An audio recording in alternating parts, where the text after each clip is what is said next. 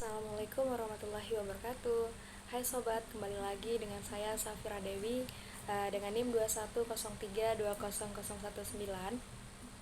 Sebelumnya saya sudah membuat video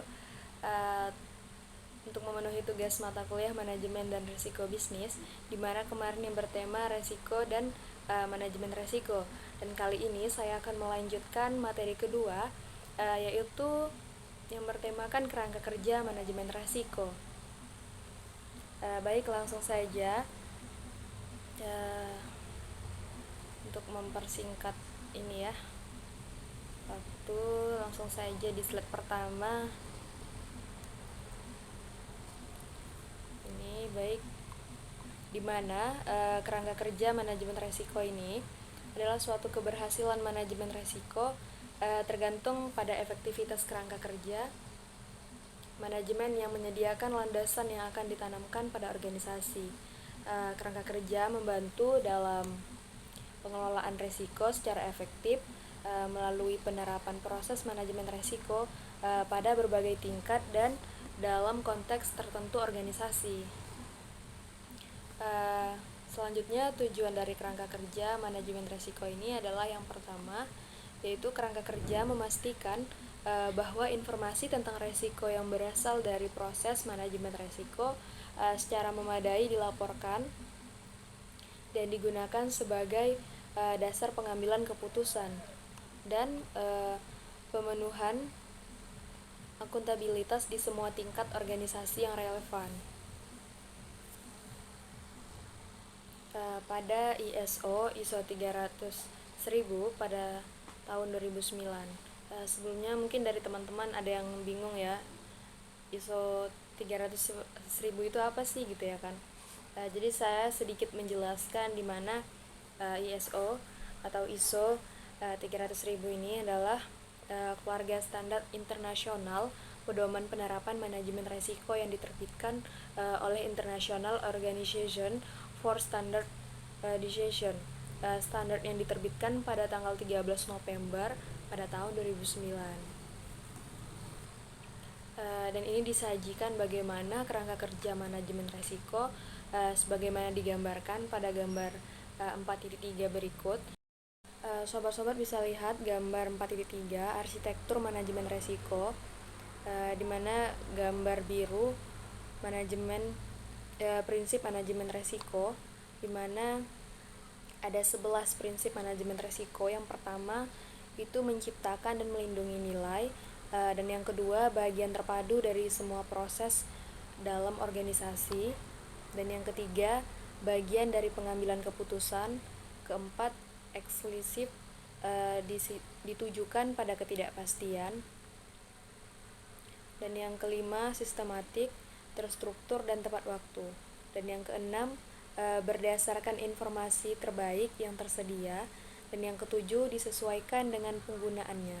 Kedelapan, mempertimbangkan faktor manusia dan budaya, dan yang kesembilan transparan dan inklusif, dan yang kesepuluh dinamis, berulang dan responsif terhadap perubahan, dan yang kesebelas memfasilitasi perbaikan terus-menerus dari organisasi. Dan berikut yang di sebelahnya yaitu kerangka kerja manajemen risiko, di mana yang paling atas ya mandat dan komitmen, dan kita lihat arah panahnya mengarah di bawah, yaitu rancangan kerangka kerja untuk pengelolaan risiko. Dan bisa kita lihat lagi sambungan berikut dari panah tersebut mengarah kepada pengimplementasian manajemen risiko, dan arah selanjutnya pemantauan dan tinjauan suatu kerangka kerja. Dan untuk arah panah berikutnya yaitu perbaikan berkelanjutan terhadap suatu kerangka kerja, dan kembali lagi panahnya berikut ke yang namanya rancangan kerangka kerja untuk pengelolaan risiko. Dan urutan ini sudah sesuai yang namanya kerangka kerja manajemen risiko. Dan untuk di sebelah sisi kirinya lagi, di sini digambarkan yang namanya di sisi Kalau di sisi kiri tangan saya yaitu komunikasi dan konsultasi, dan di sisi tangan kanan saya yaitu pemantauan dan tinjauan. Dan untuk peletakan tengah-tengahnya ini saling berhubungan antara sisi kiri dan sisi kanan ya, dimana yang paling atas itu penetapan suatu konteks, dan lanjut ke bawah adanya identifikasi resiko dan analisis resiko, evaluasi resiko, dan perlakuan resiko, dimana ini proses manajemen resiko saling berhubungan satu dengan yang lain di sisi kanan dan di sisi kiri ya teman-teman. Di mana gambar tersebut menunjukkan komponen-komponen yang diperlukan dalam kerangka kerja untuk mengelola resiko dan bagaimana komponen tersebut saling berhubungan agar dapat berhasil dengan baik. Manajemen resiko harus diletakkan dalam suatu kerangka kerja manajemen resiko. Kerangka kerja ini akan menjadi dasar dan penataan yang mencakup seluruh kegiatan manajemen resiko di segala tingkatan organisasi. Kerangka kerja ini akan membantu organisasi mengelola resiko secara efektif melalui penerapan proses manajemen resiko dalam berbagai tingkatan organisasi dan dalam konteks spesifik organisasi tersebut.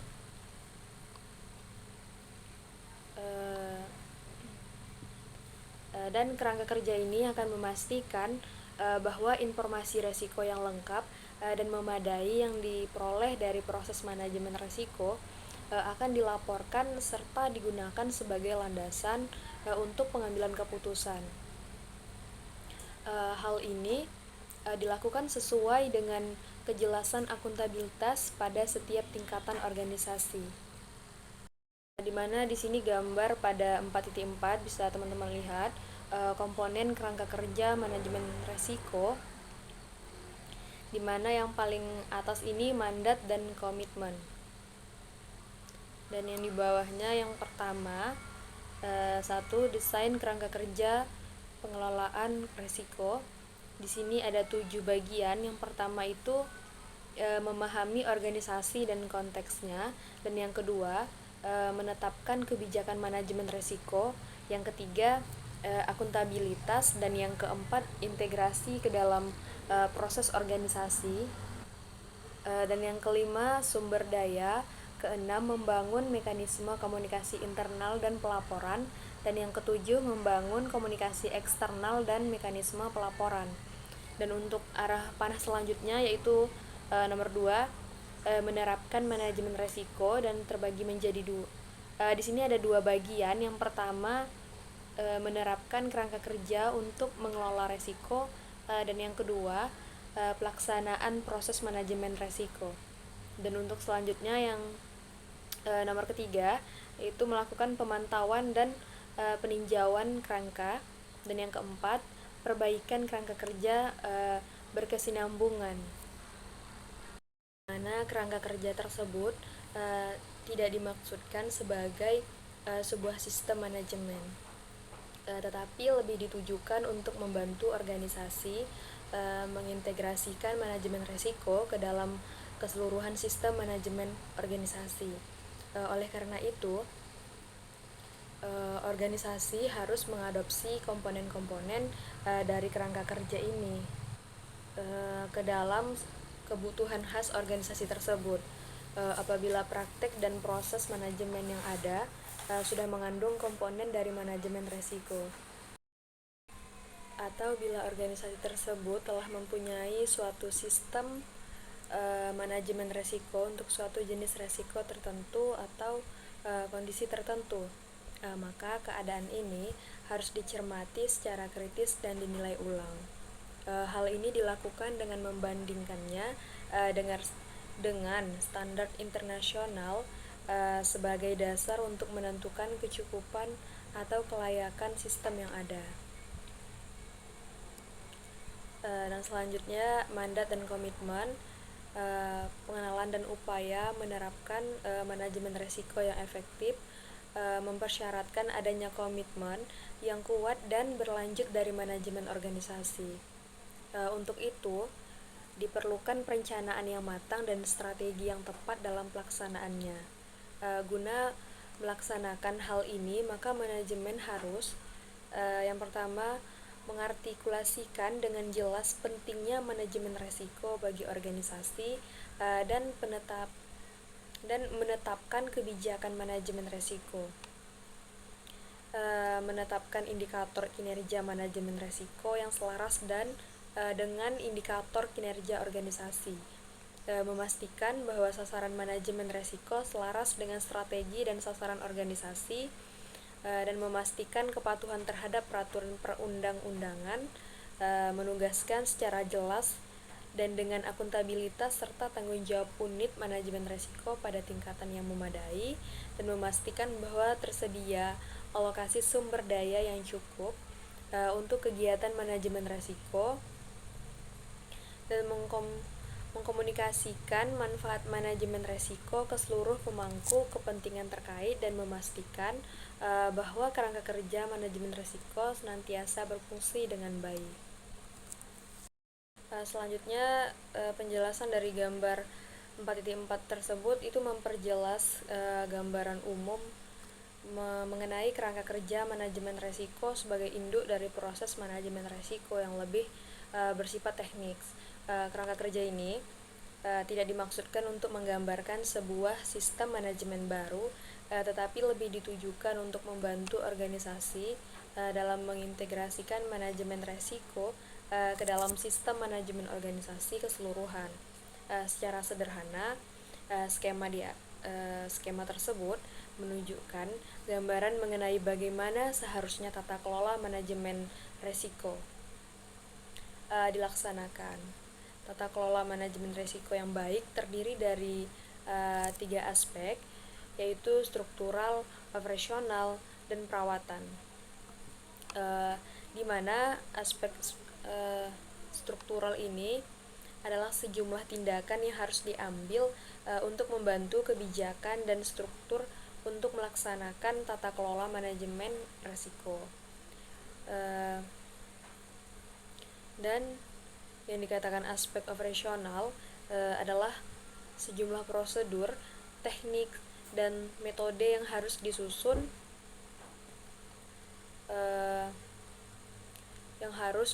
dalam pelaksanaan proses manajemen risiko. Sedangkan aspek perawatan adalah sejumlah kegiatan yang harus dilaksanakan untuk menunjang dan meningkatkan pelaksanaan tata kelola manajemen risiko secara berkesinambungan. Yang pertama, aspek struktural dari tata kelola manajemen risiko antara lain terdiri dari komitmen, kebijakan manajemen risiko, akuntabilitas, dan kepemimpinan. Dan yang keempat, pembentukan unit kerja manajemen risiko. Kelima, administrator manajemen risiko pada masing-masing unit kerja, serta yang keenam, penyediaan sumber daya yang diperlukan untuk pelaksanaan manajemen risiko. Dan yang kedua, aspek operasional dari tata kelola manajemen risiko antara lain terdiri dari yang pertama, penyusunan buku panduan manajemen risiko, dan yang kedua, peluncuran, sosialisme, dan pelatihan manajemen risiko. Dan yang ketiga, teknik dan metode implementasi proses manajemen risiko. Dan yang keempat, sistem pelaporan internal dan eksternal. Dan yang kelima, monitoring dan pengukuran kinerja. Serta yang keenam, tata organisasi dan administrasi data serta informasi manajemen risiko. Dan bagian yang ketiga, aspek perawatan dari tata kelola manajemen risiko antara lain terdiri dari yang pertama, pendidikan dan pelatihan berlanjut, kedua, komunikasi dan publikasi, dan yang ketiga, review dan audit tata kelola manajemen risiko, serta yang benchmarking. Sebelumnya, benchmarking ini adalah proses pembandingan proses bisnis dan ukuran kinerja suatu perusahaan dengan perusahaan lain atau standar industri. Pengelola manajemen risiko organisasi mempunyai cakupan tanggung jawab yang cukup luas sesuai dengan ukuran besarnya organisasi, serta ini terjadi karena risiko yang dihadapi organisasi juga mempunyai cakupan yang cukup luas, antara lain meliputi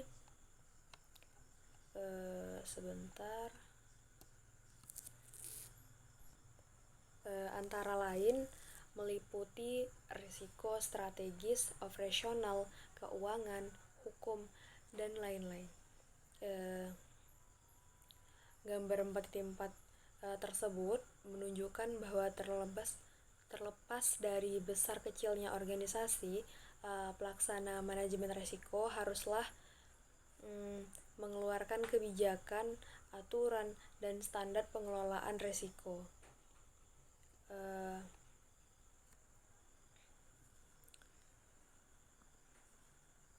Di mana yang akan digunakan di seluruh organisasi. Kebijakan, standar, dan aturan ini akan digunakan dalam menghadapi resiko-resiko bisnis yang umum maupun spesifik. Aturan dan standar ini akan digunakan oleh pelaksana kegiatan bisnis dan proses organisasi dalam menangani resiko-resiko yang menjadi tanggung jawabnya sebagai pemangku resiko dan dalam konteks peraturan serta hukum yang berlaku. Di mana ISO 300.000 menempatkan mandat dan komitmen pada urutan pertama dalam kerangka kerja manajemen risiko. Ini bertujuan untuk memastikan bahwa manajemen organisasi mempunyai komitmen yang kuat dalam menerapkan manajemen risiko secara efektif dan menempatkan pelaksana manajemen risiko pada posisi yang layak. Sasaran ini dapat dicapai apabila persyaratan yang digariskan dipenuhi secara memadai. Dan kelanjutan kedua, di mana penyusunan desain kerangka kerja manajemen risiko. Di sini dijelaskan perencanaan kerangka kerja manajemen risiko pada dasarnya meliputi dua aspek, yaitu aspek pemahaman terhadap konteks organisasi dan aspek tata kelola manajemen risiko atau risk management governance structure. Aspek pertama merupakan landasan untuk memahami situasi di mana manajemen risiko akan diterapkan. Sedangkan aspek kedua menjabarkan elemen-elemen yang diperlukan untuk menerapkan manajemen risiko dengan baik. 1. Itu ada memahami organisasi dan konteksnya.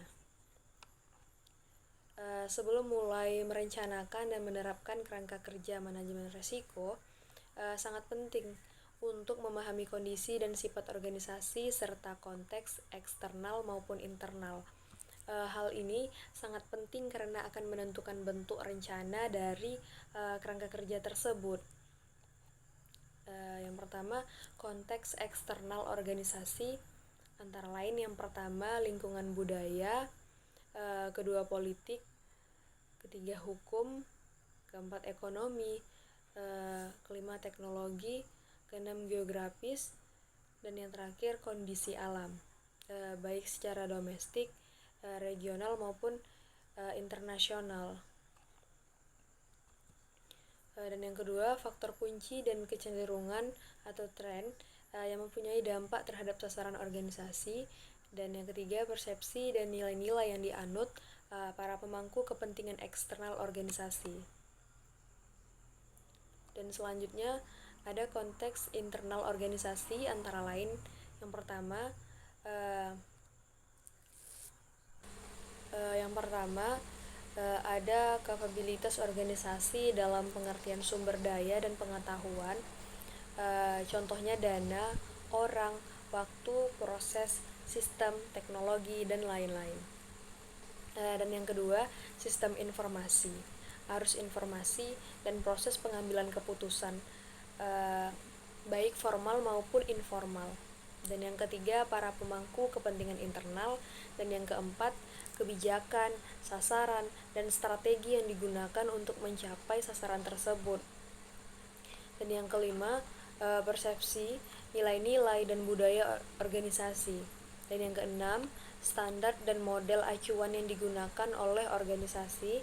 Dan yang ketujuh, struktur atau misalnya governance, peran dan akuntabilitas. Dan selanjutnya ada tata kelola manajemen resiko, di mana tata kelola manajemen resiko ini meliputi unsur-unsur kebijakan manajemen resiko, akuntabilitas pelaksanaan, perencanaan manajemen resiko terpadu, penyediaan sumber daya yang memadai, dan mekanisme komunikasi serta pelaporan pelaksanaan manajemen resiko, baik internal maupun eksternal. Satu hal lagi, biasanya penting dalam tata kelola manajemen resiko ini adalah kesamaan bahasa, yaitu penggunaan istilah-istilah dalam penerapan manajemen resiko. Hal ini uh, hal ini diatasi dengan menggunakan istilah dan definisi yang ditentukan dalam ISO atau TEC GUID 173 sampai Rich Management Vocabulary. Dan selanjutnya ada kebijakan manajemen resiko. Kebijakan manajemen resiko harus secara jelas menyatakan komitmen manajemen terhadap penerapan manajemen resiko dan sasaran yang ingin dicapai dengan penerapan manajemen resiko. Selain itu, kebijakan ini juga secara jelas menyatakan hal-hal sebagai berikut ya. Yang pertama, hubungan antara kebijakan manajemen resiko dengan sasaran organisasi serta kebijakan lainnya. Dan yang kedua, alasan penerapan manajemen resiko. Dan yang ketiga, akuntabilitas dan tanggung jawab untuk manajemen resiko. Dan yang keempat, cara menanganinya bila terjadi benturan kepentingan. Dan yang selanjutnya yang kelima yaitu kemampuan organisasi dalam menerima risiko atau risk average, dan jenis risiko yang tidak dapat diterima. Dan yang keenam yaitu proses, metode, dan teknik yang digunakan untuk pengelola risiko. Dan yang ketujuh, ketersediaan sumber daya bagi mereka yang mendapatkan akuntabilitas serta tanggung jawab dalam mengelola resiko. Dan yang kedelapan, bagaimana kinerja manajemen resiko akan diukur dan dilaporkan. Dan yang kesembilan, komitmen untuk selalu melakukan review dan verifikasi secara berkala terhadap kebijakan manajemen resiko, kerangka kerja manajemen resiko, dan perbaikannya secara berlanjut. Kebijakan manajemen resiko ini harus dikomunikasikan dengan baik ke seluruh jajaran manajemen organisasi. Dan adapun selanjutnya yang keempat, akuntabilitas, di mana manajemen harus menetapkan secara jelas akuntabilitas dan tanggung jawab pelaksanaan manajemen resiko organisasi. Termasuk dalam tugas ini adalah penerapan, perawatan, dan pengembangan proses manajemen risiko. Begitu juga untuk memastikan kecukupan tindakan pengendalian risiko yang ada. Dan hal ini dapat dilaksanakan dengan yang pertama yaitu menetapkan siapa yang bertanggung jawab untuk mengembangkan, menerapkan, dan merawat kerangka kerja manajemen risiko. Dan yang kedua, menentukan masing-masing pemangku resiko atau risk owner yang bertanggung jawab untuk melaksanakan penanganan resiko dan menjadi pengendalian resiko serta melaporkan informasi tentang resiko. Dan yang ketiga, menetapkan ukuran kinerja, mekanisme pelaporan internal dan eksternal, serta proses eskalasinya sampai ke pimpinan puncak organisasi, dan memastikan tersedianya sistem pemberian persetujuan, pemangkuan, hadiah, dan sanksi. Dan selanjutnya ada top manajemen harus memastikan bahwa pada setiap tahapan proses manajemen resiko terdapat kejelasan akuntabilitas dan tanggung jawab pelaksanaannya. Salah satu metode yang sering digunakan untuk melakukan hal tersebut adalah Raci Matrix seperti contoh dalam tabel 4.1. Bisa teman-teman lihat di mana tabel ini secara sederhana Raci Matrix akan menjelaskan atau menentukan dalam setiap kegiatan di mana yang lambang R ini yaitu responsible, artinya siapa yang mengerjakan kegiatan tersebut, dan yang A yang dimaksudkan A itu akuntabel, artinya siapa yang berhak membuat keputusan akhir ya atau tidak atas kegiatan tersebut serta menjawab pertanyaan-pertanyaan pihak lain.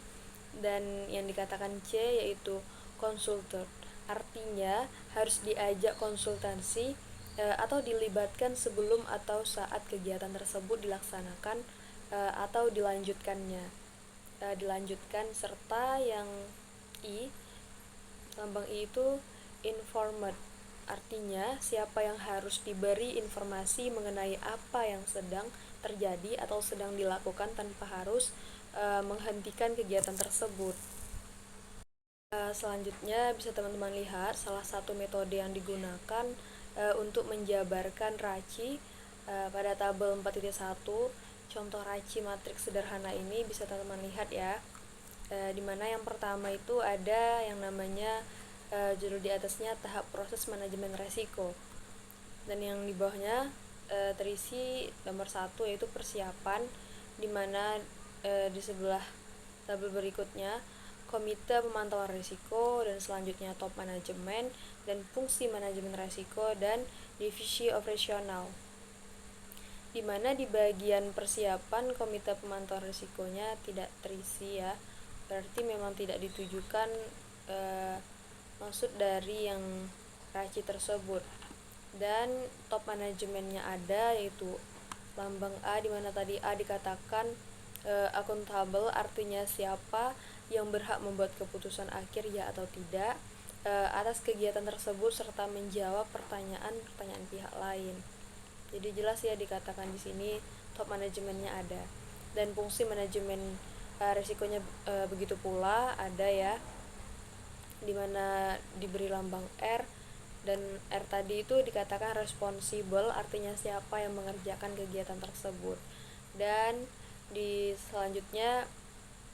kolom selanjutnya diisi I, yaitu dimana lambang I di bagian divisi operasional diisi I, dimana I tersebut informed atau artinya siapa yang harus diberi informasi mengenai apa yang sedang terjadi atau sedang dilakukan tanpa harus menghentikan kegiatan tersebut. Oke, bisa teman-teman bukakan kembali gitu ya, bisa teman-teman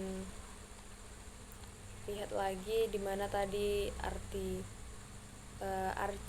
Raci tadi ya, apa itu R, A, dan C dan I nya, dan sampai penjelasan seterusnya di mana nomor 2 komunikasi dan konsultasi, dan di sini terisi ada komite pemantauan risikonya diberi lambang I, dan top manajemennya A, dan fungsi manajemen risikonya R, divisi operasionalnya C. Berarti saling melengkapi keempat yang sudah terisi ini, dan sampai seterus ke bawahnya begitu pula, dimana 3 menentukan konteks, dan 4 asesmen resiko, dan di sini di bawahnya ada sederetan 3 yaitu identifikasi resiko, analisis resiko, evaluasi resiko, dan yang kelima perlakuan resiko, dan yang keenam monitoring dan review, dan yang ketujuh pelaporan manajemen resiko. Jadi semoga teman-teman paham ya. Inilah tadi salah satu metode yang digunakan untuk menjabarkan Raci. Jadi semoga teman-teman paham ya. Dimana matriks Raci tersebut adalah pemetaan proses bisnis atau business process mapping, hasil penjabaran yang rinci menggunakan metode pemetaan proses bisnis akan menjadi materi dasar penyusunan pedoman atau manual manajemen resiko bagi organisasi tersebut. Dan selanjutnya, pedoman manajemen resiko yang disusun akan menjadi panduan dalam melaksanakan mekanisme kerja untuk menerapkan manajemen resiko.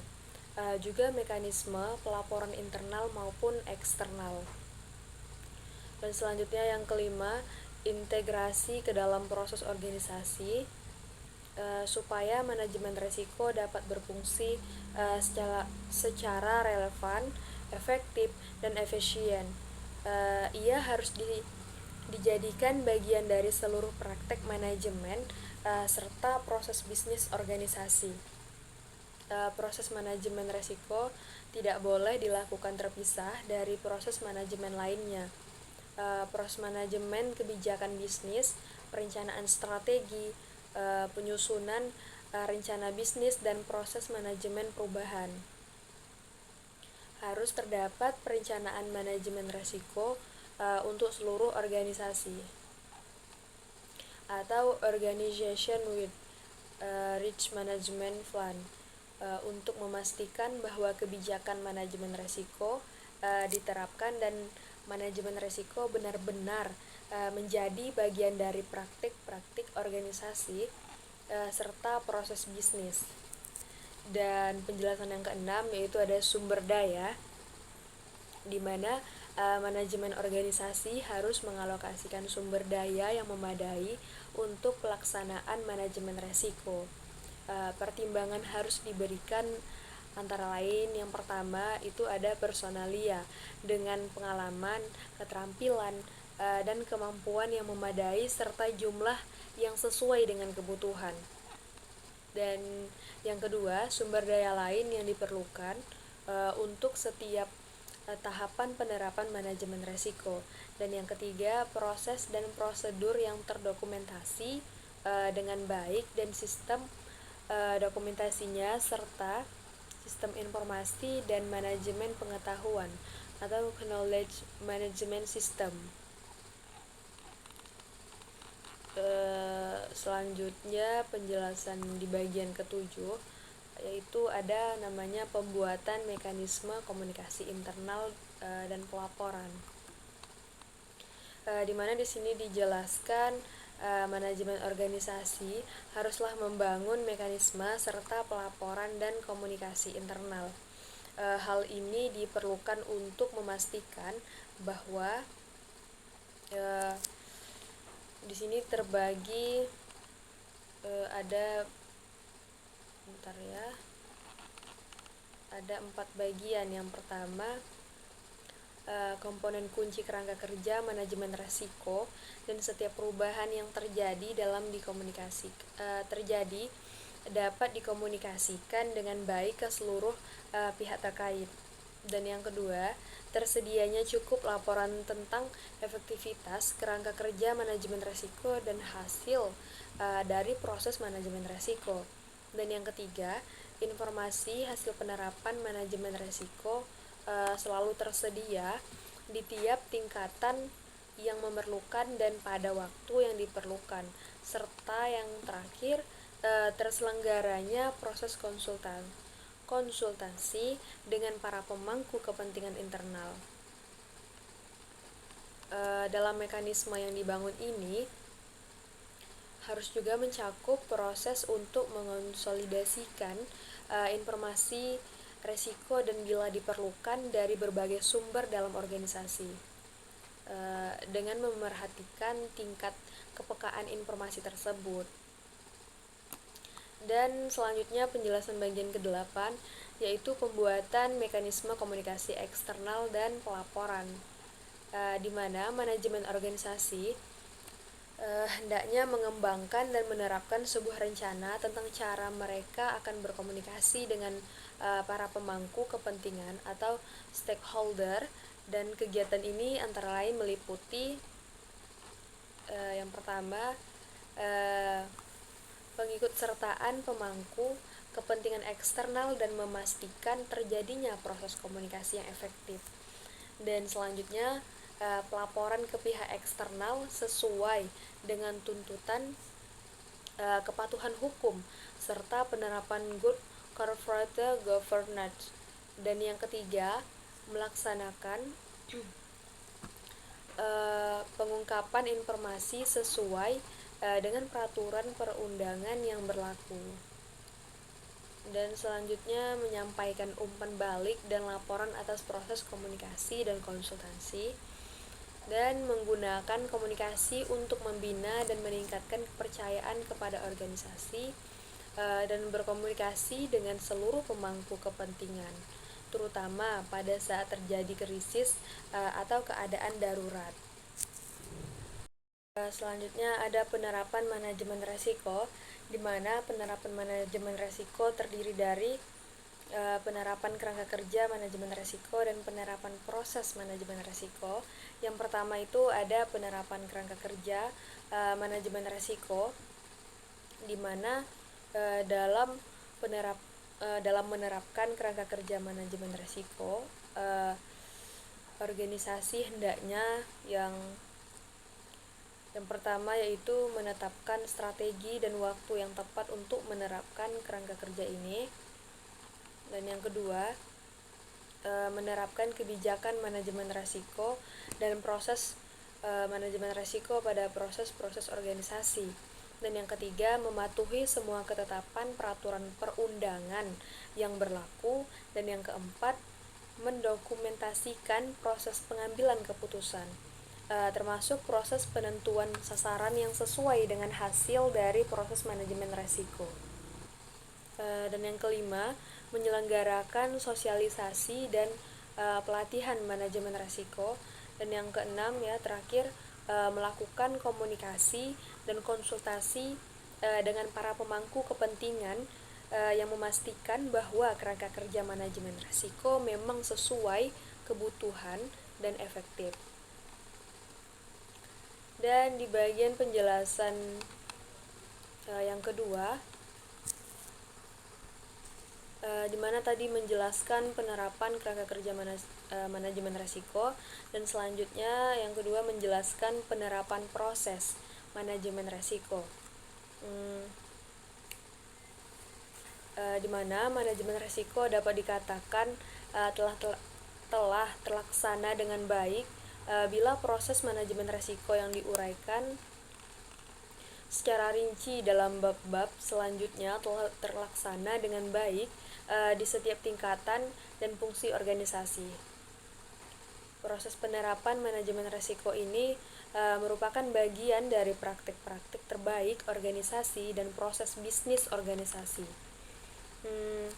Pada tahap ini, penggunaan metode pemetaan proses bisnis atau business process mapping akan memberikan kontribusi yang besar, terutama melalui identifikasi kemungkinan risiko yang dapat terjadi. Metode yang digunakan antara lain adalah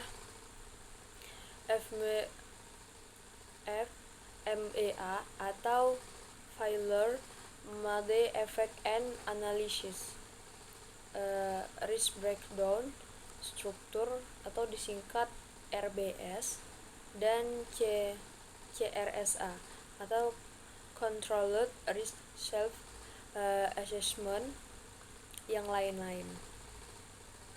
Dan di sini prinsip dasar untuk menerapkan manajemen risiko pada proses bisnis adalah yang pertama, memahami apa saja sasaran atau objectives proses bisnis tersebut.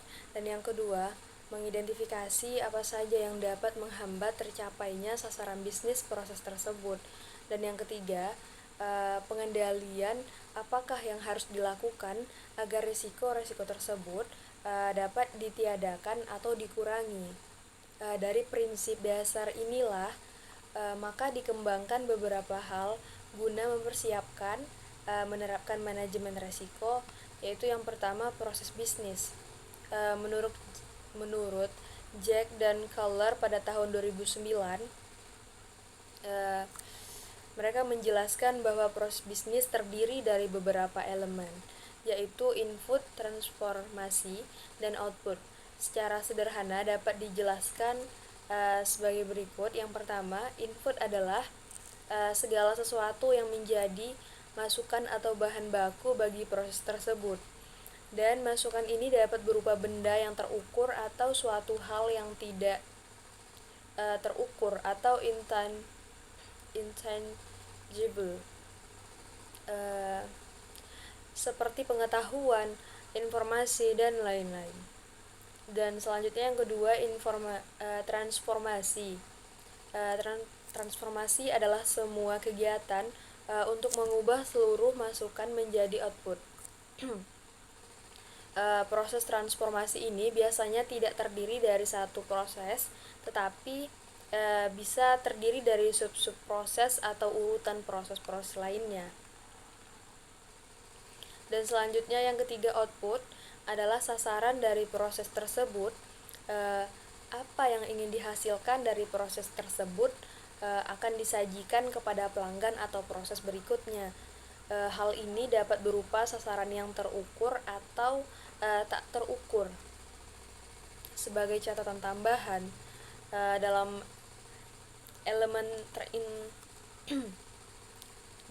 elemen transformasi yang terdiri dari berbagai macam proses, terdapat dua macam proses, yaitu proses utama dan proses pendukung. Proses utama adalah bersentuhan dengan proses mentransformasikan input menjadi output. Sedangkan proses pendukung adalah proses yang membuat output menjadi lebih baik dalam memenuhi kebutuhan proses berikutnya, atau seringkali disebut sebagai katalisator. Dan selanjutnya bagian penjelasan kedua, yaitu ukuran keberhasilan proses. Suatu proses dikatakan berhasil dan berlangsung dengan baik ditentukan oleh ukuran-ukuran yang diterapkan pada ketiga elemen proses tersebut. Ukuran yang menjadi acuan adalah output proses. Ini harus sesuai dengan kebutuhan pelanggan atau proses berikutnya, atau ukuran eksternal, bukan ukuran yang kita tetapkan sendiri atau ukuran eksternal. Contohnya adalah ketika kita ingin menjamu tamu dan mengajak makan malam atau fine dining di suatu restoran yang terkenal dengan menyebutkan fine dining, kita mengharapkan bahwa makanannya enak, penyajiannya indah, atau garnished, situasinya nyaman, dan waktu tunggu tidak terlalu lama. Salah satu sasaran bisnis restoran adalah kepuasan pelanggan dan kembalinya pelanggan yang puas. Untuk kasus ini, maka ukuran output yang dikehendaki oleh pelanggan harus dijabarkan ke dalam ukuran-ukuran proses transformasi dan ukuran-ukuran input. Ukuran untuk proses transformasi ini adalah waktu memasak, panas atau besar api yang digunakan, keahlian chef yang memasak, dan sebagainya. Ukuran bahan baku diantaranya kesegaran dan kualitas bahan baku.